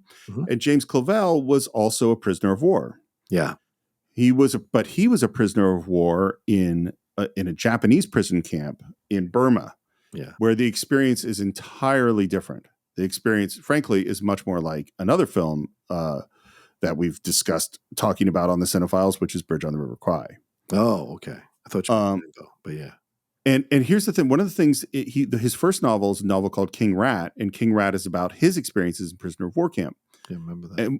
And one of the things that's so good in King Rat is the key relationship is a friendship between an American and a British officer, and the differences in those cultures. And I think that references experiences that I think Clavell had as a British flight officer, as a POW in a Japanese prisoner of war camp, and coming to know Americans. Yeah. And I think this relationship of Henley and Colin, it's not at all the same as Peter and the King and King Rat, but it is, I think they're related to each other.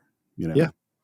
Yeah. Clavell is also an uncredited producer on the film, I believe. So, I didn't know that. Interesting cat. Like, because you grew up reading that. I grew up watching the miniseries. Yeah. Of Clavell's stuff with Richard Chamberlain in Shogun, and because I, from a young age, developed that love of samurai. So to see that played out in a certain way in a TV series, and then later to discover the films, it was a big deal for me. So yeah, Clavell's always been around. And then when I started managing bookstores for a little while before I got out of the military, certainly Clavell was something, and Michener were both. You knew the guys who were coming in to buy Clavell and Michener, and so we were never not stocked on that stuff because it was always flying off the shelves. Clavell. So would you have spotted 20-year-old me as one of those guys coming in to buy Clavell? I think the first time you bought one, I think I would have been aware of it, and then just kind of looked out for understanding that this is the kind of stuff that you'd be into. But yeah, like the Patrick O'Brien people. There's a Venn diagram that fits all three of them in there for a large section, I think. Oh, my love of Patrick O'Brien is totally connected. It starts with Clavell, because that's where I discover historical fiction. Yeah, exactly. Well, the other interesting thing about Clavell is his movie career is so bizarre because he's the writer of the original The Fly. Yes, 1958. Yes, he is. And then he wrote, and his one directorial credit is he wrote and directed To Sir with Love with Sidney Poitier. Yes, which is one of the greatest Sidney Poitiers. It's not the one he won the Oscar for, but it's certainly one of the greatest Sidney Poitier films for sure. One that really established him. Blythe, what are you doing here? Oh, I'm in photographic aerial reconnaissance interpretation. Went for a joyride to see for myself. It's my own silly fault. The aircraft bought it. Got shot down. Terrifying. And it's so understated. Yeah. And by the way, so this is again a composite. This character is later going to go blind, or essentially blind. That doesn't happen with any of the characters in The Escape. But there was a guy who was he was like a guy on the ground who had done one flight for fun and got shot down, definitely. And there were definitely people that did this job, because the next line is... No, I mean, what do you do here? Here? Oh, I'm the forger. My note here was, I fucking love it. Yeah. Yeah. I mean, if you're going to stand out in a cast full of people who want to stand out, you've got to underplay it, right? If you can do it naturally, and Donald Pleasance could, and I think one of the reasons he does stand out the way he does is because he's not trying to draw attention to himself. He's trying to be the still guy in the room and deliver his lines as simply and charmingly as possible, and that's what gets him over for people who enjoy his character like you do in the film.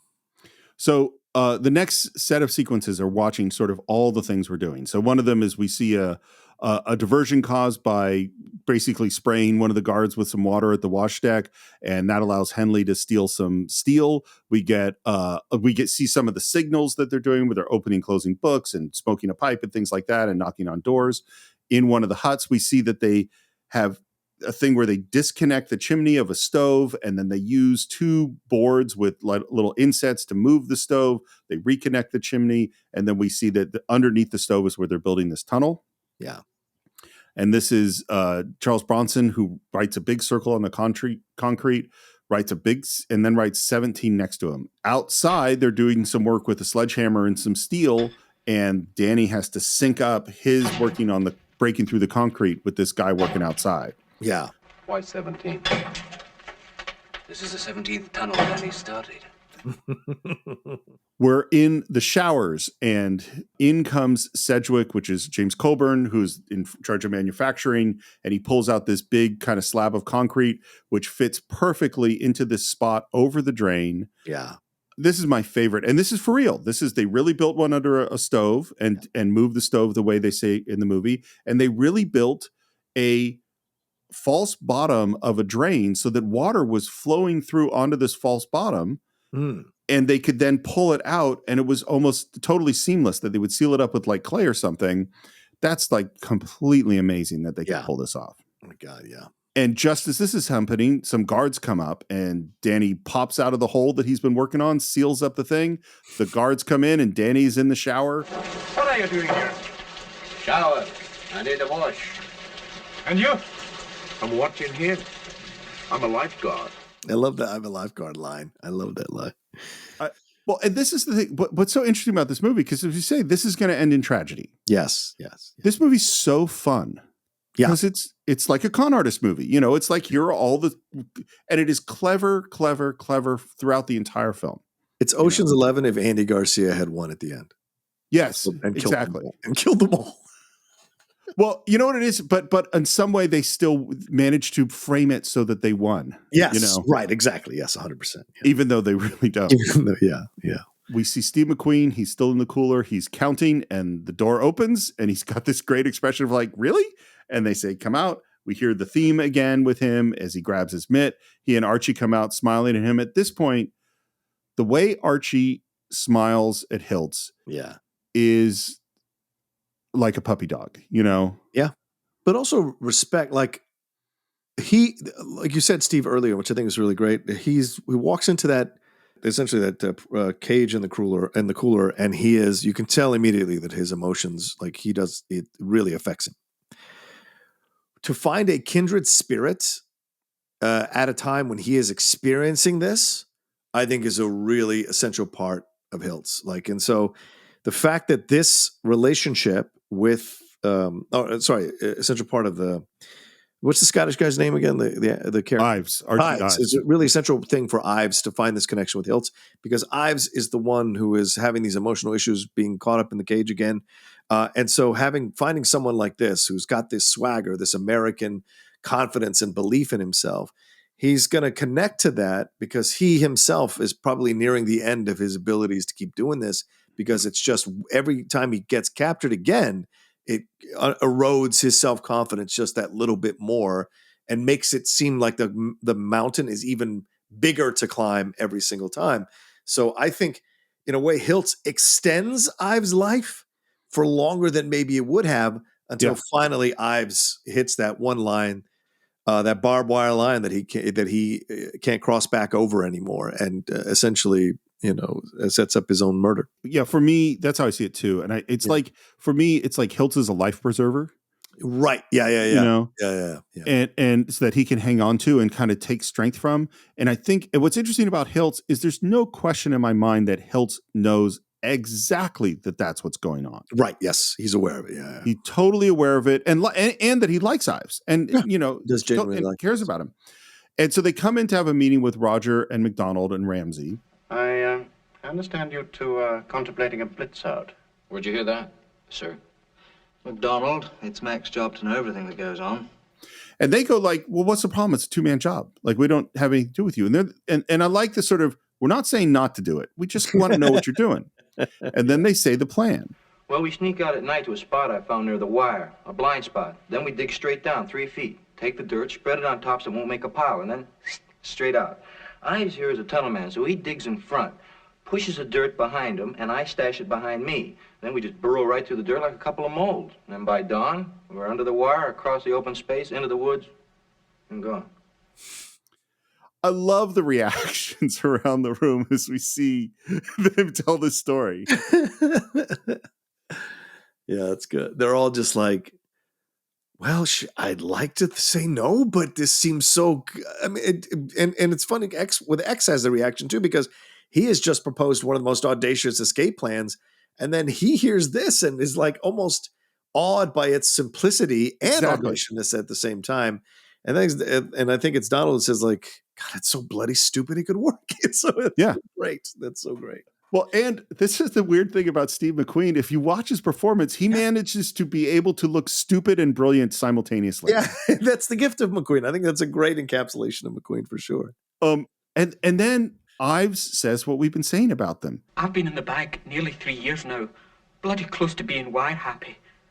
It's a blitz out for me or forget it. Yeah. So we know where he's at. Yeah, mentally. Yeah. And that look he gives again to Hiltz, it's this sort of hero worship isn't exactly the right description, but you could see just the deep trust he's put in this guy. And respect. Yeah, for sure. And they say, okay, go out. And just as they're leaving, they say, Hiltz, how do you breathe? Well, we got a steel rod with hinges on it, and we shove it up and make air holes as we go along. Good night, sir. And that's when he says, it's so damn stupid it works. Why did no one think of this? And then they say, oh, it'll bring every goon in the camp down. And I love Roger's thought process here. Perhaps we're being too clever. If we stop all the breakouts, they only convince the goons that we must be tunneling. And then perfect, like, setting up the cut. I hope it works. If it doesn't, those two are going to be in the cooler for an awful long time. Cut to the cooler. What's crazy is Sturgess says that he intended on actually shooting the escape and them getting caught, and that he just forgot to do it. Wow. So he had to just go. Well, that's what happens when you're still working on the script, I guess, Steve, is you're shooting. Totally possible. And yet I think it's perfect to not see it. It's I think so too. Yeah. You see the after effects. It's great. And every time we're going to go to the cooler, we're going to hear the same music, and we're going to have the same shot of them walking down the hallway in the cooler before they turn to face the doors. And it's really important to establish that. Yeah, you know what's fascinating when you mentioned the music? I was doing a little bit of research for this one too, and just going down these wormholes because it's such a fascinating film.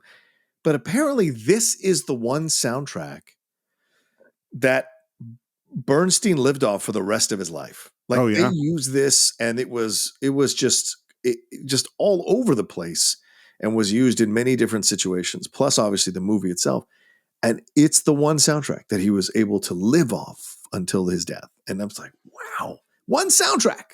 Incredible. It makes, I would say, between this and Magnificent Seven. I mean, right. Because that soundtrack is so good. Yeah. By the way, someone really did try to do this exact escape. Yeah. And it wasn't Hiltz because he doesn't really exist. When they did it, they dug all night. They didn't make it far enough and knew they hadn't made it far enough to get to the woods. Oh. So they waited in the tunnel all day and then continued the next day. And the only reason they got caught is that as they're poking up these holes to breathe through, a dog saw steam coming up from one of these holes. And that's how they got caught. Probably steam from the poop. Wouldn't you think, Steve? I mean, that's the thing. I just think about, can you imagine just being, I was thinking, seriously though, but I was thinking about the same thing of like, okay, you're just buried in dirt for 24 hours. Like, it's going to be stuff. You and I wouldn't make it, brother. We'd have to drop major dimes in there. It would not be a good situation. That is the least of the reasons that I wouldn't make it, although it's definitely true that I wouldn't make it. I had to tell you just because I read about, here's another escape attempt. Yeah. And I think this one they might have gotten away. I wasn't entirely clear on it, but this was, they called this the Trojan horse escape. Okay. It's 3 guys. Here's how they did it. They did it by digging a tunnel from the middle of a field out underneath the wire into the woods. And you go, well, how did they dig from the middle of a field? Yeah. I will tell you. They used this area for exercise, and they decided to build a wooden exercise sort of platform for them to do their workouts. And every day, 8 guys would carry this big wooden platform and put it in the middle of the field. And what the Germans didn't know is there were 2 guys inside the platform. So when they put it down in the middle of the field, they started digging this tunnel. And then they would pick this thing up and take it away each day, and the tunnel would have a cap on it, and so the Germans couldn't see that they were tunneling there. Wow. Yeah. Wow. That's incredible. Good God. Oh, the ingenuity of people, man. The ingenuity of people, especially in a trapped situation. Yeah. I mean, you and I have had stressful times in our lives. Sure. And I just can't imagine you're digging a tunnel covered in dirt. Yeah. There are guards with machine guns all around you. And like the level, and if, we got to dispose of the dirt and we got to carry this wooden thing out and we're doing exercises on top of people and all of us can be thrown in the cooler at any moment. And my God, it's nuts. Well, when you remove all the societal norms and things that consume your mind and your focus is to get the hell out of there, it's amazing how much of your mental energy can come into play and your troubleshooting abilities and your intelligence in order to figure out how to get out of a situation, because it becomes a survival instinct. There was a quote from one of the guys who was one of the actual prisoners who said something like, and I don't have it in front of me, but it was something like one of the mistakes or the things that motivated us so much was that it was just so damn boring in the camp. Of course. You got all these, and people, particularly pilots, they're all officers. Yeah. They're largely very well educated. The mental character, the character it takes to be a pilot or to serve in the RAF is not people that like to sit down and do nothing. Right. And so these particular people, this is exactly the kind of people who are going to do this nutty stuff. Yeah. We've hit our first big problem. The dirt from the tunnel does not match the dirt on the ground. How do we solve this problem? And I love, it's Ashley Pitt who comes in and he has these 2 bags that hang over his neck. And he goes, you take the dirt from the tunnel and you put these things down your trousers and then you pull a little pin and the dirt falls out and you just walk it into the ground there. It's indecently brilliant. What do you think, Roger? We'll try it first thing tomorrow. I already have. It works. Can I tell you something that I didn't know about the actor playing Ashley Pitt, which is David McCullum? Please. So David McCullum was married to Jill Ireland. I know that actress. She was married to Charles. Yes. Yeah. So I knew that Jill Ireland was married to Charles Bronson because Jill Ireland is the actress that is the love interest for Spock in This Side of Paradise, the beautiful blonde. Right. And apparently Bronson was on the set of that shoot when they were shooting Star Trek, glowering at Leonard Nimoy during all the love scenes. Wow. What I didn't know was that initially she had been married to the actor playing Ashley Pitt and that they all hung out together in Germany. I don't think that Bronson had an affair with Jill Ireland. I'm not entirely clear in the circumstances. Right. But Dave McCullum and Jill Ireland split up, and then she later married Charles Bronson, and that Dave McCullum said he and Bronson were great buddies, that Bronson is the godfather of his kids. They'd hang out all the time. So whatever the transition between you're married to this one person versus married to the other person, I don't know what happened. Right. But I found that fascinating. Well, I mean, he got married the same year to another woman that they divorced. So clearly they both were probably not enjoying this relationship. And he stayed married to her. And I think he's still married to her because he's still alive. He's 89 years old, McCullum. So wow. Yeah. So maybe for him, he's like, you know what, Jill, go on. That's cool, girl. Go get your thing because I got my thing and let's get on out of here, So can I share a totally bizarre thought I have when I'm watching old movies?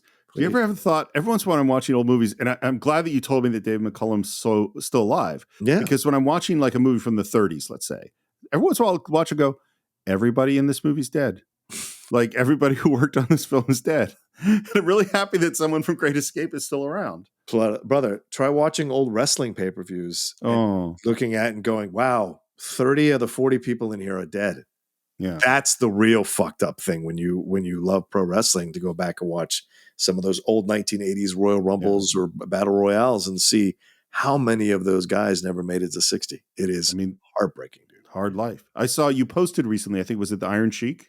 Yeah, Iron Sheik, 81 years old, passing away, and they just did a wonderful biography of him on A&E that really explored his journey and from coming from Iran before Khomeini took over, escaping, being a favorite of the Shah, and then how he built his life in Minnesota, became a pro wrestler. But then also, when things weren't working out and things stopped being successful for him in the 90s, he started to get into drug addiction. It was a crack cocaine addiction for a while and had to climb out of that.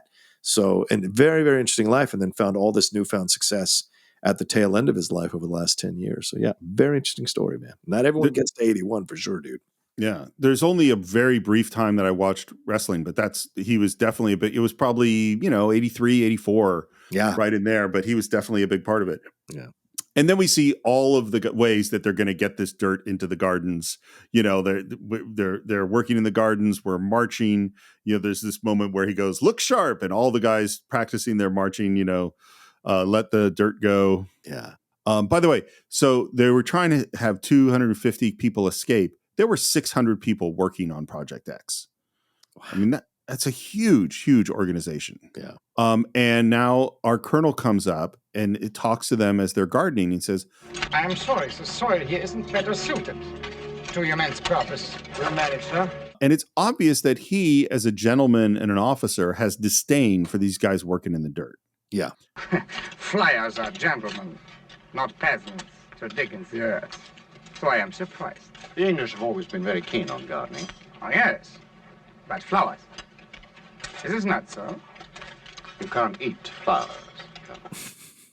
Mac goes to bring Henley some supplies, and he brings him biscuits, coffee, cigarettes, strawberry jam, marmalade. And we see that Henley has stolen von Mueller's butter. Now, the first thing we need is a new form of travel permit. The forgers have no idea what it looks like, and they can't move without it. I'll see what I can do. Oh, and of course, any other identity cards, personal papers, documents you can put your hands on. So let's take a moment here, because Steve, you brought up something earlier about how James Garner walks back in with milk, right? Yeah.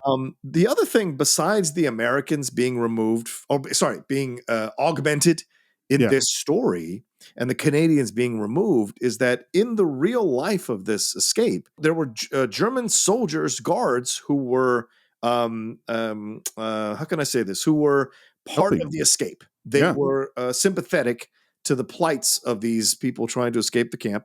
Also, the towns that they were surrounded by had a number of Germans who were supportive of them because they were also hated the Nazi regime, hated the Nazi control of the country. Not everyone became a Nazi overnight. Like, it was different. And there were people who still resisted it as much as they could. And especially in these far out towns where you didn't see as much of the Nazi control. So they were helping. So I would have loved to have seen a scene where we understand that some of the Germans were involved in helping this as well. Not the guards. I understand not making the guards do that, but maybe some of the townsfolk. So you understand how Henley was able to get all this stuff. Because he can't matriculate the stuff out of thin air. He's got to be able to have connections all around. And it would have been nice to have like at least one scene where we see a montage of how he was able to get this stuff and connect it to some of the people from those German towns.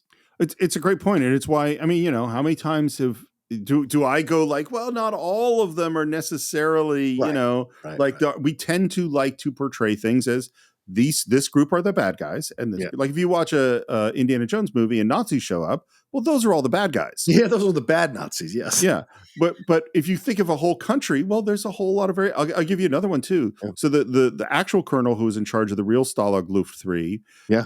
It was very important to him that they followed A, all the elements of the Geneva Convention, and B, that even though, because they were starting to have real shortages in Germany near the end of the war, like serious shortages, he still made sure that all the prisoners got all of their Red Cross packages, all of the gifts from home. And what were they using to bribe the guards and trade for things to help make this escape happen was that stuff. Right. So it's because the colonel was so honorable that led them to be able to do some of this. Yeah.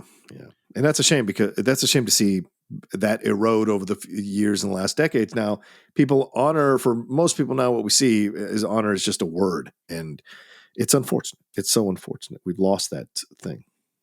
But by the way, of the entire ensemble, I actually think James Colburn is the most useless and the least interesting. Yeah, I don't disagree with you, and it's a shame, because he's such a good actor, man.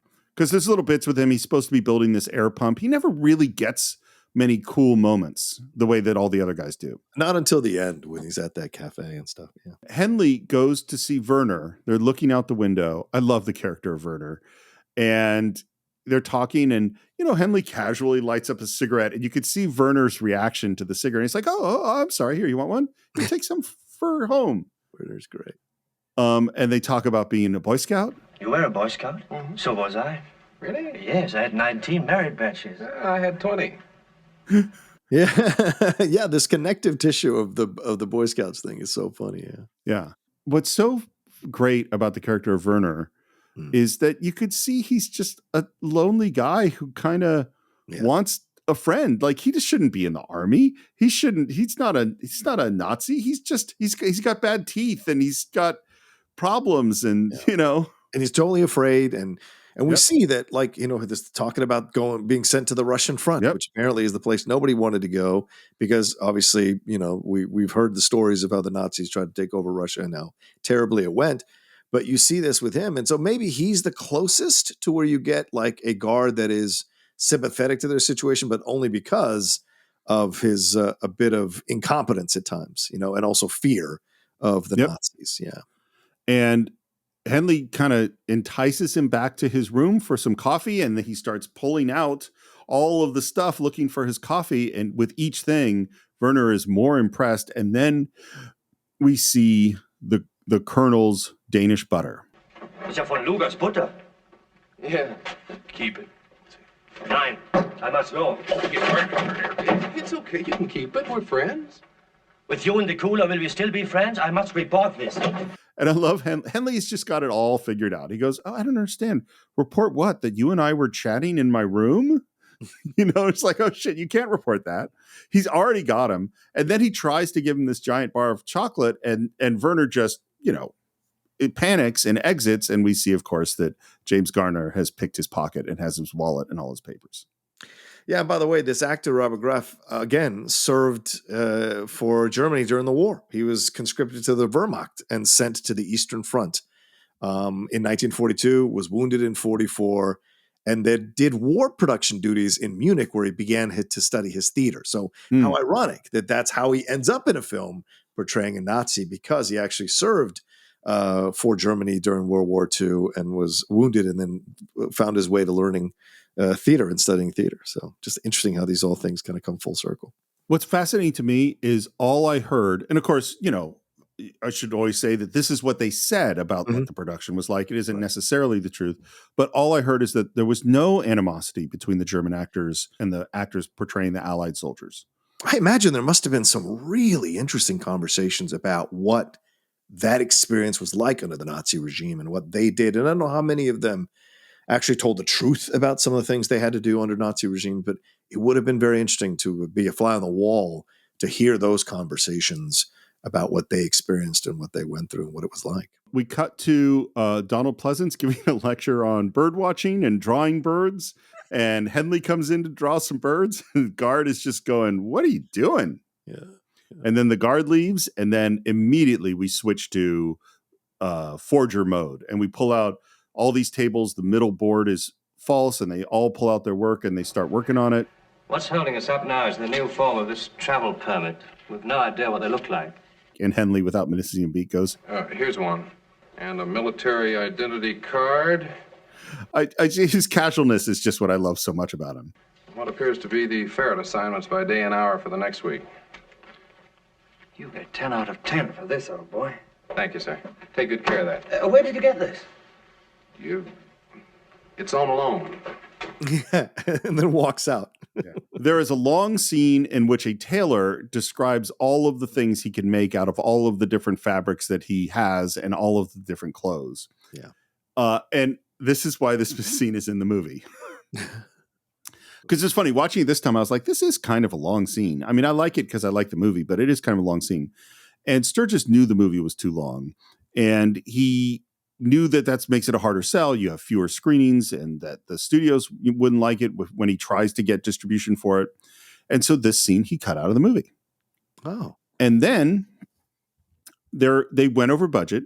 Yeah. And basically, I don't understand exactly what the finances are, but his deal with the Mirisch brothers who put up the money was if you go out over budget, you're responsible for getting the extra money or for covering the loan or covering the interest on the loan. I was a little confused about what it was, but basically Sturgess had to go back to the bank and get a new loan to cover the overages so he could finish the film. Oh, wow. And so the bank says, look, we're not going to give you, and they're near the end of the movie. They've got a cut of the film. And he goes like, we're not going to give you any money unless you show us the movie. So he sets up a screening for the president of the bank and the key officers of the bank, and that he shows them the film. And the president of the bank says, wow, this is an amazing movie. We love it. It's just one thing I just completely don't believe. How the hell did they get all the clothes that everybody's wearing? They just show up in all these suits. I don't believe this at all. And he says, funny, you should mention that. And so he puts this scene back in the film. That is so funny. Because probably was like, oh no, I can take this out. No one's going to notice it. And then boom, all these people go, wait, how did they get all this? Well, and I like too that it's like, I need the money to finish the film, you know? Yeah. Ives and Hiltz come out of the cooler. Once again, we get their theme. And I want to talk a little bit more about this stuff going on with Steve McQueen. Sure. So Steve McQueen was angry through the first big part of the film and was just like, I don't know what my character is. I don't know what I'm doing here. I don't understand this. I don't understand how I fit into the group. Yeah. And Sturgess keeps saying, no, you're the outsider. That's the best part to have. It's better to be the outsider than the leader. He's trying, you got your leading man essentially, and you're trying to make him feel okay. And at one point, this is much earlier, he takes about an hour and a half of the film that they've cut together somewhat out of order, lots of scenes missing. He goes, I'll show a bunch of this to the cast. Yeah. Which is a terrible fucking idea. Because as I've said many times, early cuts of the film usually suck. Yes. Right. They're awful. Putting it together. Yeah. And so the cast is completely discouraged by watching this. Mm-hmm. Steve McQueen is furious. He walks off the picture. He refuses to shoot for 5 days. He's talking about quitting entirely. He flies his own writers in to write new things for him to do. Oh, my God. There's lots of conflict. Sturgess is going, well, I'm just trying to shoot everything that's not Steve McQueen. And I've heard two stories about how this gets resolved. One story is that James Coburn and James Garner sit him down and go, dude, what's your problem? Which is, yeah, I bet. Which is at the point at which he tells them that he wants to be the hero, but not to do anything heroic. And that they say that they kind of get him into the right frame of mind to how to feel about this movie. Because what Sturgess says about McQueen is that he had a great screen sense and a great performance sense, but had zero story sense. Like he couldn't see the whole picture in terms of a character and an arc, but he knew how to be super fucking interesting on screen. Right. Here's the other stories. This is what Sturgess says. Sturgess says, I told him this story. And from that point forward, he got the film. I will tell you the story and you tell me if this helps you. Okay. He says it's an old joke in that there's a guy at the barber getting the full works. He's getting the shave. He's getting the haircut. He's covered in lather. Someone runs in and says, Mr. Jones, your house is on fire. The guy jumps up, runs out of the barber shop, still wearing the little bib thing, shaving cream flying everywhere. And he's running down the street full speed. When halfway through, he goes, wait a minute, my name's not Jones. So that's the joke. And then Sturgess says to Steve McQueen, he says, that story is about your character, except your character is named Jones. And Steve McQueen goes, I got it. And then knew what he was playing from that point forward. Interesting. I don't know if that makes sense to me entirely. Well, it does in terms of like that implies why he's so driven to get out of that camp, why he's so driven to be like not be part of the group thing and do his own thing because his house is on fire. So there's an ownership to that, a personal connection to that.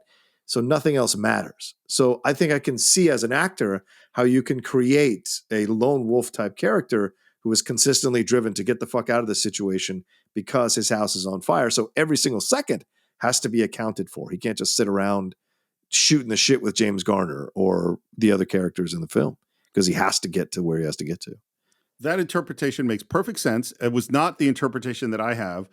My interpretation, yeah. I think this is totally bizarre. So I don't know that yeah, of course. But my interpretation is that the way he told the story is it's a person who thinks he's running out to do a thing, then realizes he's not the hero of the story, but then discovers he is in fact the hero of the story and has to be the hero at the end.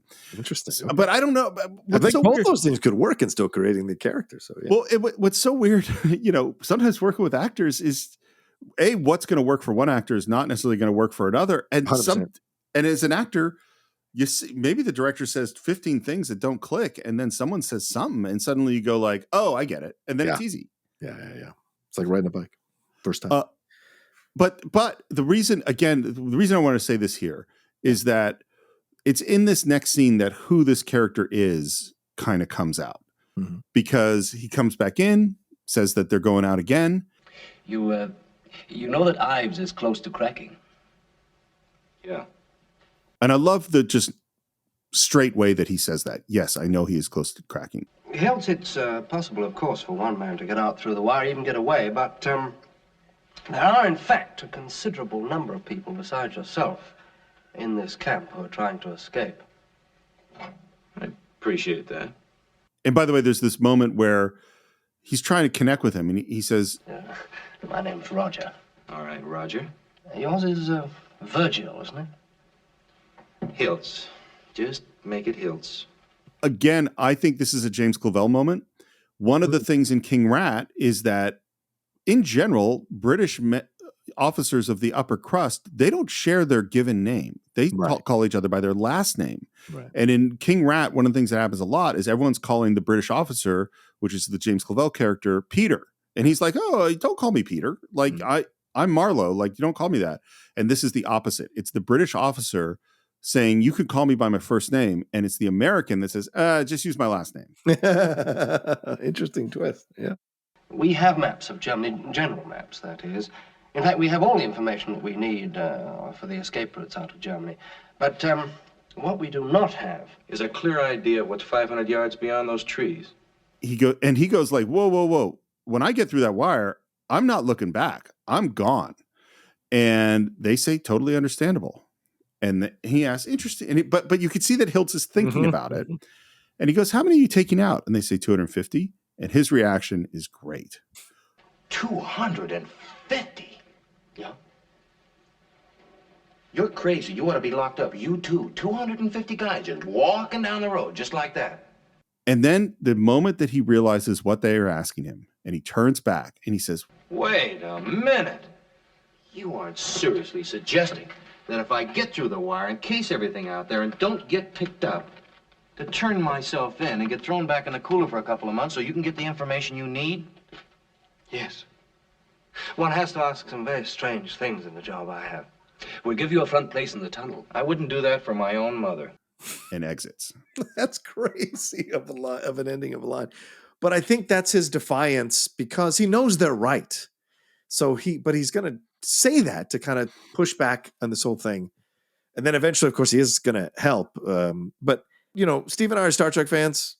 The needs of the many outweighing the needs of the few has been a concept for a very, very long time before Star Trek showed up. So this is a good scene to show you that for sure. Yeah. And that's how it is. And that's how it should be when you're aware of these things. Sometimes it's not about you when the bigger issues, especially in military, especially in war. But what's interesting is he's not there yet. Right. No. He isn't, which is great because you give him a little something to progress. Exactly. And what I think is the reason I wanted to talk about that whole Steve McQueen issue before this scene is, to me, this scene is the solution to the problem. How can I be a hero without being heroic? Great point.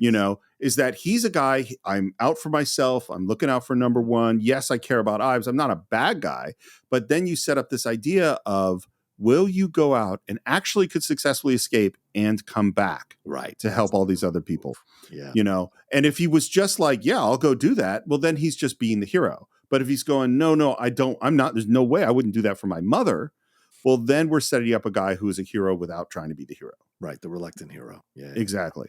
Yeah. And at that moment, I think it's a good point to end part 1 of our exploration of The Great Escape. As always, we'd love to hear your thoughts. Are you like me and grew up with this film and just, watched it associated with your dad and family and all that stuff? Or are you like John and came to it much later? We'd love to hear your reaction to this film. Or maybe you're just coming to it for the first time right now. You could visit us on our Facebook page. Just do a search for The Cine-Files. It's Cine_Files on Twitter. It's The Cine-Files Podcast on Instagram. And of course, if you haven't subscribed to the show, and I can't believe you haven't done that yet, I think in penance for that, you need to subscribe to the show at Apple Podcasts and Spotify and Stitcher, and subscribe to us on YouTube. And you know what? While you're there, subscribe to the Outlaw Nation, because I think you should check that out. I think you should check out the Geek Buddies and the Hot Mic and all of John's stuff. And you should check out Enterprise Incidents, because you need more. Look, there's a writer's strike out there, and we are providing original new content all the time. And I think you should subscribe to all of those places. And if you want to support the show where you could get even more great content, you can do it on patreon.com/The Cine-Files, and you can buy or stream The Great Escape along with everything else we've ever reviewed on cinephiles.net. John, how would people reach you? I think you took all my plugs. So I'll just say this. Follow me at The Roca Says on Twitter, Instagram, and TikTok. And if you do want to listen to Stephen, head on over to the Outlaw Nation. Do that at youtube.com/John Roca Says and go and subscribe there. Thank you, Steve, for the plug. And the Hot Mic and the Geek Buddies are all separate podcast feeds as well, that you can enjoy our conversations about the world of entertainment for quite some time. Yeah. Well, and the Geek Buddies has fantastic spoiler reviews, and there's a spoiler review that has been sitting on my iPhone that I haven't been able to listen to until this afternoon, because I am finally going to see the Spider-Verse this afternoon, right after we finish recording. And then the next thing I'm going to do is put on the Geek Buddies spoiler review, because I can't wait for that. That's awesome. We appreciate that madly. And maybe we should do a quick short on that down the road. Me and you. I'd love to. Across the Spider-Verse. That would be a lot of fun to hear your points of views on it. I would absolutely love to. And I think that's it for this week. We will see you next time for part 2 of The Great Escape on The Cine-Files.